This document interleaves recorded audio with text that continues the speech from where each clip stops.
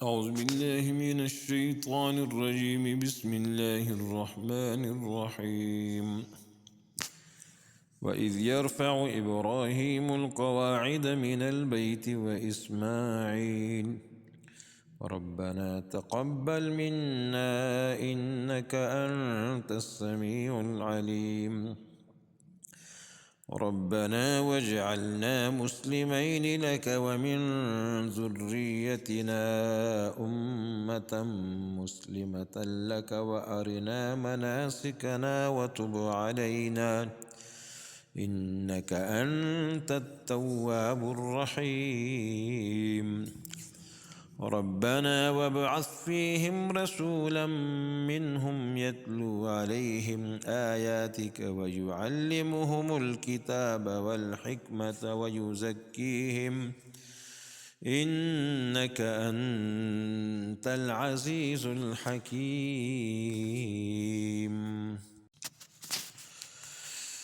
آیات مذکورہ سے پہلے کعبہ شریف کی تعمیر اور ابراہیم اور اسماعیل علیہ السلام کی دعاؤں کا ذکر چل رہا تھا۔ کعبہ شریف پہلے فرشتوں نے، پھر حضرت آدم علیہ السلام نے بنایا، پھر عرصے دراز کے بعد جب طوفان نوح کی وجہ سے اس کی دیواریں مسمار ہو گئی اور عمارت کا ظاہری پتہ تک نہ رہا، تو حضرت ابراہیم علیہ السلام نے اپنے بیٹے اسماعیل علیہ السلام کو ساتھ لے کر کعبہ شریف کی بنیادیں اٹھائی اور کعبہ بنایا۔ تو چونکہ جگہ معلوم نہ تھی، اس لیے اللہ تعالیٰ کی طرف سے ان کو متعین کر کے جگہ بتلا دی گئی۔ وَإِذْ بَوَّأْنَا لِإِبْرَاهِيمَ مَكَانَ الْبَيْتِ، اس میں فرمایا ہے، اس کی جگہ سورہ حج میں۔ بنا ابراہیمی میں حتیم کا حصہ کعبہ شریف میں داخل تھا۔ قریش مکہ نے نبی علیہ السلام کی بعثت سے 5 سال پہلے جب کعبہ شریف بنایا تو ان کے پاس خرچہ پورا نہ ہونے کی وجہ سے کعبہ شریف کا کچھ حصہ باہر چھوڑ دیا، جسے حتیم کہا جاتا ہے۔ اس حصے میں میزاب رحمت کا پانی گرتا ہے اور نصف قد کے برابر دیواریں بنی ہوئی ہے، اس پر چتنی ہے حتیم پر۔ مسلم شریف میں ہے کہ نبی علیہ السلام نے حضرت عائشہ رضی اللہ عنہا سے فرمایا کہ اگر یہ بات نہ ہوتی کہ تیری قوم کے لوگ نئے نئے مسلمان ہوئے ہیں تو میں کعبہ شریف کو توڑ دیتا اور اسے ابراہیم علیہ السلام کی بنیادوں پر بنا دیتا اور اس کا دروازہ زمین پر کھر دیتا اور حتیم کو اس میں داخل کر دیتا۔ دوسری روایت میں ہے کہ آپ نے فرمایا کہ میں اس کے لیے 2 دروازے میں بنا دیتا۔ نبی علیہ السلام نے تو کعبہ شریف اسی حال میں رہنے دیا جس طرح قریش مکہ نے بنایا تھا۔ پھر حضرت عبداللہ بن زبیر رضی اللہ عنہ نے قواعد ابراہیمیہ پر بنا دیا اور حتیم کو کعبہ شریف میں داخل کر دیا تھا اور 2 دروازے بنا دیے تھے، ایک داخل ہونے کا، ایک خارج ہونے کا، اور بالکل زمین کے برابر کر دیا تھا۔ اندر جانے کے لیے سیڑھیوں کی ضرورت نہ تھی۔ پھر حجاج بن یوسف نے اسی طرح بنا دیا جیسا قریش نے بنایا تھا۔ حضرت امام مالک رحمۃ اللہ علیہ سے حجاج کے بعد ہارون رشید بادشاہ نے پوچھا کہ ہم پھر سے اسی طرح خانہ کعبہ کو بنا دے جیسے عبداللہ ابن زبیر نے بنایا تھا رضی اللہ عنہ۔ تو انہوں نے فرمایا کہ امیر المؤمنین، اس کو بادشاہوں کا کھلونا نہ بنائیے، جو بھی آئے گا اسے توڑے گا اور پھر بنایا گا، اسی طرح لوگوں کے دلوں میں اس کی ہیبت جاتی رہے گی۔ اور صحیح بخاری میں ابن عباس رضی اللہ عنہ سے روایت ہے کہ ابراہیم علیہ السلام نے اپنے بیٹے اسماعیل علیہ السلام کو فرمایا کہ بے شک مجھے اللہ تعالیٰ نے ایک کام کا حکم دیا ہے۔ انہوں نے عرض کیا کہ آپ اپنے رب کے حکم کی تعمیل فرما برداری کر دیجئے۔ ابراہیم علیہ السلام نے فرمایا میری مدد کرنا۔ عرض کیا میں آپ کی مدد کروں گا۔ ابراہیم علیہ السلام نے فرمایا کہ بے شک اللہ تعالیٰ نے مجھے حکم دیا ہے کہ یہاں ایک گھر بناؤں، اور ایک اونچے ٹیلے کی طرف اشارہ کر دیا۔ اس کے بعد دونوں نے بیت اللہ کی بنیادیں اٹھانا شروع کی۔ اسماعیل علیہ السلام پتھر لاتے تھے، ابراہیم علیہ السلام تعمیر کرتے جاتے تھے، یہاں تک کہ جب دیواریں اونچی ہو گئی تو یہ پتھر مقام ابراہیم یعنی اس کو لے آئیں جس پر کڑے ہو کر تعمیر کرتے تھے۔ پھر یہ زینے کا کام دیتا تھا۔ حضرت اسماعیل علیہ السلام ان کو پتھر دیتے تھے اور دونوں یہ دعا کرتے جاتے تھے، ربنا تقبل منا انک انت السمیع العلیم۔ یہ بات کس قدر ذہن میں بٹھانے کے لائق ہے کہ اللہ کے دو پیارے، اللہ کے دونوں پیغمبر خلیل اللہ ذبیح اللہ علیہ السلام اللہ کا گھر اللہ کے حکم سے بنا رہے ہیں۔ اب ان کے اخلاص میں تو کوئی بھی شبہ نہیں، پھر بھی وہ دونوں اللہ تعالیٰ کی بارگاہ میں یوں عرض کرتے ہیں کہ ہمارے رب ہم سے قبول فرمائے۔ جس سے معلوم ہوا کہ کوئی شخص کیسا ہی مخلص اور کیسا ہی عمل صالح کرے، اسے اللہ تعالیٰ سے قبولیت کی دعا کرتے رہنا چاہیے، اس بات سے ڈرتا رہے کہ کہیں خود پسندی عجب نفس میں مبتلا نہ ہو جائے۔ در حقیقت اہل اخلاص کا یہی طریقہ ہے کہ وہ اللہ کی رضا کے لیے کام کرتے جاتے ہیں اور ڈرتے جاتے ہیں کہ ہمارے عمل قبول ہوتا ہے یا نہیں۔ والذین یؤتون ما آتوا وقلوبهم وجلۃ انہم الی ربہم راجعون۔ مفسر ابن کثیر نے نقل کیا ہے کہ انہوں نے اس آیات کو وَإِذْ يَرْفَعُ إِبْرَاهِيمُ الْقَوَاعِدَ اس آیات کو پڑھی، پھر رونے لگے اور کہنے لگے کہ اے رحمان کے دوست، آپ بیت الرحمن کی بنیادیں اٹھا رہے ہیں اور اس بات سے رو رہے ہیں کہ قبول نہ ہو۔ حضرت ابراہیم اور اسماعیل علیہ السلام نے کعبہ شریف بناتے ہوئے یہ بھی دعا کی کہ ہمارے رب، تو ہمیں اپنا فرما بردار بنائیے، ہماری ذریت میں بھی ایک امت بنا دیجئے جو تیری فرما بردار ہو۔ تو اس میں تو اول تو وہی خوف اور ہیبت والی بات کا مظاہرہ کیا کہ مسلم فرما بردار ہوتے ہوئے بھی اپنے بارے میں دعا کی کہ اللہ تعالی ہمیں فرما بردار بنا دیجئے۔ تو مومن کو چاہیے کہ ڈرتا رہے اور ایمان اسلام کی دولت کے لیے اللہ کا ہمیشہ شکر گزار رہے، اس کو محض اللہ تعالیٰ کی توفیق سمجھے اور اس نعمت کے بقا اور دوام کے لیے دعا کرتا رہے۔ ابراہیم اسماعیل علیہ السلام نے اپنی ذریت میں سے امت مسلمہ کے پیدا ہونے کی بھی دعا کی، اور مفسرین نے فرمایا کہ چونکہ ارشاد خداوندی لا ینال عہد الظالمین سے یہ معلوم ہو چکا تھا کہ ان کی ساری ذریت مومن نہ ہوگی، تو انہوں نے یوں عرض کیا کہ ہمارے رب، ہماری ذریت میں سے امت مسلمہ بنا دینا۔ بعض رات کا فرمانا ہے کہ اس سے عرب مراد ہے جو اسماعیل علیہ السلام کی اولاد ہے۔ تو معلوم ہوا کہ مومن بندوں کو اپنے ایمان کی فکر رکھتے ہوئے اپنی نسل اور ذریت کی دین ایمان کے لیے بھی فکر مند ہونا چاہیے اور دعا کرتے رہنا چاہیے کہ ہماری نسل میں موحدین، مومنین، مخلصین، متقین باقی رہے۔ کعبہ شریف بناتے ہوئے ابراہیم اسماعیل علیہ السلام نے یہ بھی دعا بھی کی کہ ہمارے اللہ ہمیں مناسک حج یعنی احکام حج سکھا دیجئے۔ اور تفسیر ابن کثیر میں ہے کہ جب ابراہیم علیہ السلام نے کعبہ شریف کی تعمیر مکمل کر دی تو حضرت جبریل امین تشریف لایا اور ان کا ہاتھ پکڑ کر صفا مروہ پر لے گئے کہ یہ اللہ کے شعائر میں سے ہیں۔ پھر ان کو مینا لے گئے، پھر مزدلفہ میں لے گئے اور فرمایا یہ المشعر الحرام ہے۔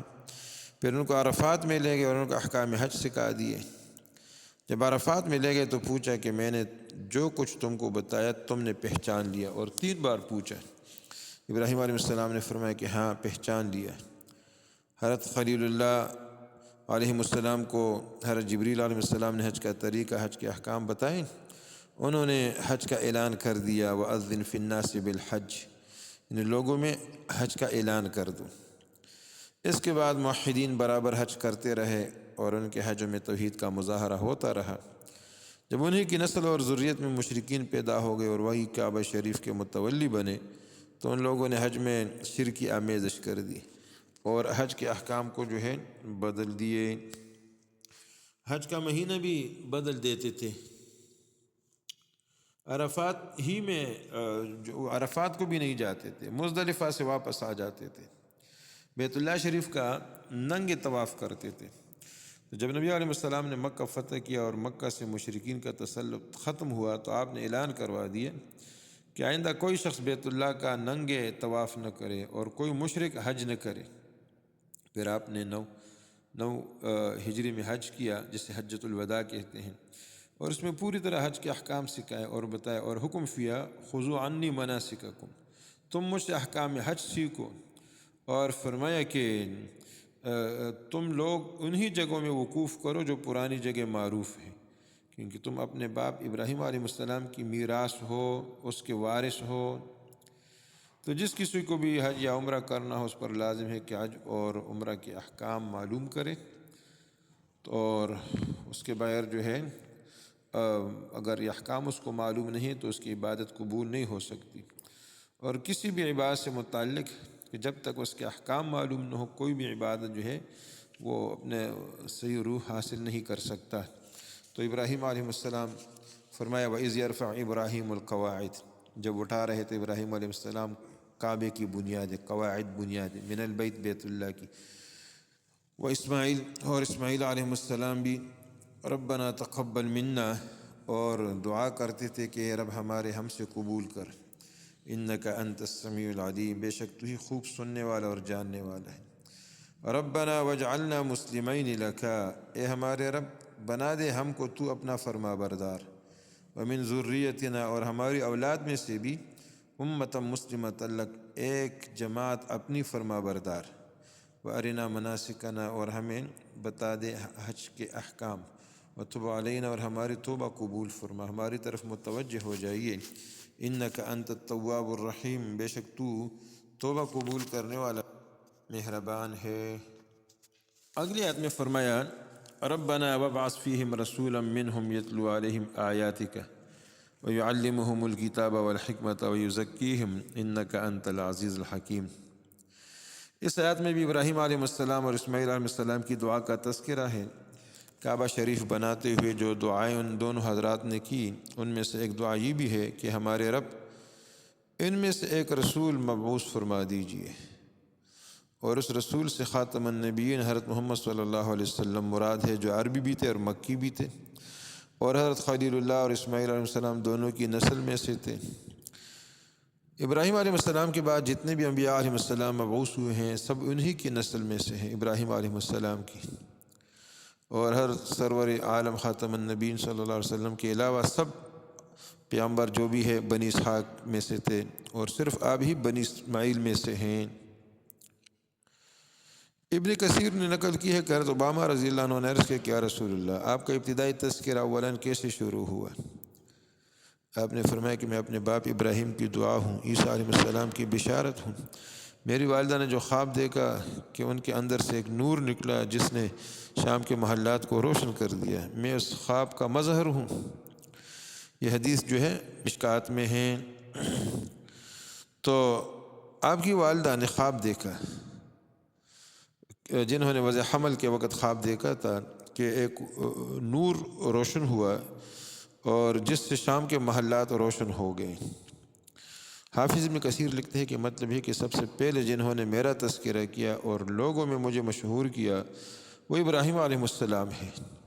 یہ تذکرہ دعا کی صورت میں تھا، ذکر مشہور ہوتا رہا یہاں تک کہ انبیاء بنی اسرائیل میں سے جو آخری نبی تھے عیسیٰ علیہ السلام، انہوں نے بھی میرا نام لے کر بشارت دی، وَمُبَشِّرًا بِرَسُولٍ يَأْتِي مِن بَعْدِي اسْمُهُ أَحْمَدُ، کہ میرا بعد جو نبی ہوگا رسول ہوگا اس کا نام مبارک جو ہے وہ احمد ہوگا صلی اللہ علیہ وسلم۔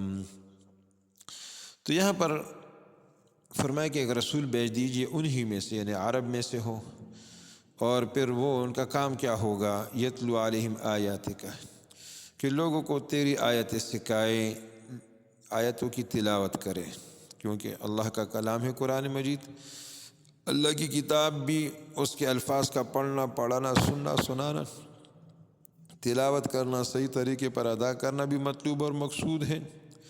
تلاوت کو صحیح درست کرنا جو ہے تجوید کے ساتھ سمجھنا، تجوید کے مطابق جو ہے پڑھنا یہ بھی فرض ہے۔ تو فرمایا کہ لوگوں کو صحیح قرآن کی آیات سکھا دے، تلاوت سکھا دے، اور تلاوت پر بھی بہت بڑا اجر ہے، ایک ایک لفظ پر جو ہے 10 نیکیاں کم از کم یہ ہے۔ جیسے فرمایا کہ میں نہیں کہتا کہ الف لام میم ایک حرف ہے، بلکہ الف ایک حرف، لام ایک حرف، میم ایک حرف ہے، صرف اس پر 30 نیکیاں مل گئی، صرف اس پر 30 نیکیاں مل گئی۔ تو پورا قرآن جو پڑھتا ہے تو قرآن کا جو ہے قرآن کریم کی تلاوت کرنا بھی جو ہے وہ مقصود ہے، اور اسی طرح اس کے معانی دوسرا رسول کا جو کام ہے، دوسرا مقصد رسول کے آنے کا اور فریضہ کہ لوگوں کو کتاب کی تعلیم دے، کتاب اللہ کے الفاظ بھی سکھائیں، معنی بھی سمجھائیں۔ عربی جاننا قرآن کے سمجھنے کے لیے کافی نہیں ہے، قرآن کی تفسیر وہی تو معتبر ہے جو نبی علیہ السلام نے بتائی اور جو حضرات صحابہ کرام نے سیکھی، پھر ان سے تابعین، تبع تابعین، سلف صالحین سے ہوتے ہوئے امت تک پہنچی ہے۔ تو پھر فرمائے کہ تعلیمی کتاب میں یہ بھی داخل ہے کہ قرآن کریم الفاظ بھی اور معانی اور اس کا تفسیر وہ لوگوں تک پہنچائیں۔ تو نبی علیہ السلام نے صحابہ کرام کو سکھایا اور پھر صحابہ کرام نے جو ہے آخر یعنی ہم تک پہنچا دیا۔ آج ہمارے ہاتھوں میں ہے اور ہماری ذمہ داری ہے اس کو آگے پہنچا دینا۔ تیسرا فرض منصبی رسول اللہ صلی اللہ علیہ وسلم کا وَيُزَكِّيهِمْ تزکیہ کرنا ہے، پاک کرنا ہے۔ پاک کرنا تو صرف کلام اللہ کا پڑھا دینا کافی نہیں ہے، سمجھا دینا کافی نہیں ہے، بلکہ نفوس کا تزکیہ بھی آپ کے فرض منصبی میں داخل تھا۔ وَيُزَكِّيهِمْ تزکیہ کہ لوگوں کو توحید و خداوندی سے آراستہ کرے، کفر شرک کی نجاست سے پاک کرے، ایمان، یقین اور شک سے بچائیں، گناہوں کی گندگی سے دور کرے، نفوس کے رذائل دور کرے، اخلاق عالیہ، اعمال صالحہ بتائیں اور عمل کر کے نبی علیہ السلام نے دکھا بھی دیا، اور گناہوں کی تفصیل بتائی کہ اس کے اثرات ظاہرہ باطنہ دنیاویہ اخرویہ سے باخبر فرما دیا، نیکیوں کی تفصیل فہرست بتائی اور اس میں منافع دنیاویہ اخرویہ سے بھی باخبر کر دیا، حسد، بخل، کینہ، تکبر، حرص، لالچ، حب جاہ کی مذمت فرمائی، حب فی اللہ، تواضع، انکساری، صلہ رحمی، سخاوت، ضعیف کی مدد، بڑوں کی خدمت، یتیم کے ساتھ رحمدلی، تقوی، اخلاص، اکرام اہل ایمان کا، نرمی، اخلاقی، غصہ پی جانا وغیرہ کی تعلیم دی، انسان کو انسان بنایا، حیوانیت اور بہیمیت سے بچایا۔ تو آپ نے فرمایا کہ میں اچھے اخلاق کی تعمیل کے لیے بھیجا گیا ہوں۔ تو نفوس کا تزکیہ صرف زبانی طور پر بتا دینے سے نہیں ہو جاتا، اس کے لیے صحبت کی ضرورت ہوتی ہے۔ اس لیے اللہ تعالیٰ انسانوں کی تعلیم، تربیت، تزکیہ کے لیے انسانوں ہی میں سے انبیاء اور رسول مبعوث فرمائیں تاکہ عملی طور پر ان کا جو ہے تزکیہ کر سکے، اور تاکہ ان کی صحبت سے انسانوں کے نفوس اور رسول مبعوث جو اللہ تعالیٰ نے فرمایا تاکہ وہ عملی تزکیہ بھی سیکھے رسول اللہ صلی اللہ علیہ وسلم سے۔ اور اسی طرح جو جماعت تیار ہوئی صحابہ کرام کی جن کا تزکیہ ہوا، اللہ تعالیٰ نے نبی علیہ السلام کی برکت سے کہ وہ کیسے لوگ تھے، اور پھر ان کے تذکرے جو ہے آسمانوں میں، جنتوں میں ہونے لگے۔ اس لیے فرمایا کہ تزکیہ کے لیے اہل اللہ کی صحبت ضروری ہے۔ یا ایھا الذین آمنوا اتقوا اللہ وکونوا مع الصادقین، فرمایا اے لوگو اللہ سے ڈرو اور سچوں کے ساتھ ہو جاؤ۔ تو اس آیت شریفہ میں سچوں کے ساتھ ہونے کی تعلیم فرمائی۔ جو لوگ اخلاص عمل میں سچے، ان کے ساتھ رہنے سے طبیعت اعمال صالحہ کی طرف رغبت ہوتی ہے اور نفس اور شیطان کے مقاصد سے واقفیت حاصل ہوتی ہے، پھر ان کا توڑ بھی سمجھ میں آ جاتا ہے۔ جس کسی کی صحبت اختیار کرے پہلے دیکھ لے کہ وہ متبع سنت ہے یا نہیں، اس میں فکر آخرت کتنی ہے اور حب دنیا کتنی ہے۔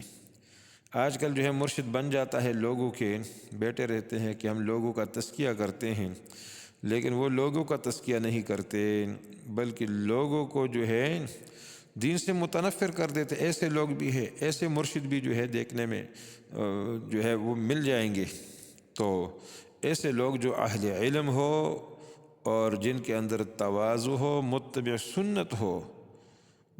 سنت ہو، نبی علیہ السلام کی سنت پر چلنے والے ہو، اعلیٰ اخلاق کے جو ہے وہ خاوند ہو، وہ لوگ اچھے اخلاق والے ہوں، اس لیے ان کی صحبت اختیار کر دینی چاہیے۔ اور ان کی صحبت اختیار کرنے سے پھر اللہ تعالیٰ اس کے اندر جو ہے وہ نورانیت جو ہے وہ اس میں منتقل کر دیتا ہے۔ تو نیک لوگوں کی صحبت جو ہے بہت بڑی غنیمت ہے، اور ایسی باتیں جو ہے تو انسان گھر میں نہیں سیکھ سکتا، نہ دکان میں سیکھ سکتا ہے، نہ کسی دفتر میں جو ہے سیکھ سکتا ہے، نہ کسی اور ادارے میں۔ اس کے لیے اہل اللہ تعالیٰ کے جو ہے نیک لوگ جو ہے، اس لیے کہ اللہ تعالیٰ نے کتاب اللہ بھیجا ہے تو ساتھ رجال اللہ بھی ہے، اللہ کے بندے بھی ہیں۔ وہ کتاب سمجھائے گا، وہ کتاب کا جو ہے وہ معنی، الفاظ تفسیر سمجھائے گا، تزکیہ کرے گا لوگوں کا۔ تو اس لیے جب بھی کسی مرشد کا انتخاب ہو تو دیکھو کہ وہ سنت پہ چلنے والا ہے یا سنت پہ چلنے والا نہیں ہے، یا صرف زبانی جمع خرچ پر جو ہے اکتفا کر رہا ہے۔ تو نبی علیہ السلام کے لیے ابراہیم علیہ السلام کی دعا کہ اللہ تعالیٰ ایسا رسول بھیج دے، ربنا وابعث فیہم رسولا منہم، اے رب ہمارے بھیج دے ان میں ایک رسول انہی میں سے، عرب میں سے، یتلو علیہم آیاتک، جو تلاوت کر ان پر تیری آیات، ویعلمہم الکتاب والحکمت، سکھائے ان کو کتاب اور حکمت کی بات ہے۔ حکمت سے مراد سنت رسول، احادیث مبارکہ بھی ہیں، ویزکیہم، اور لوگوں کا تزکیہ بھی کرے، انک انت العزیز الحکیم، بے شک اللہ تو ہی ہے زبردست اور حکمت والا۔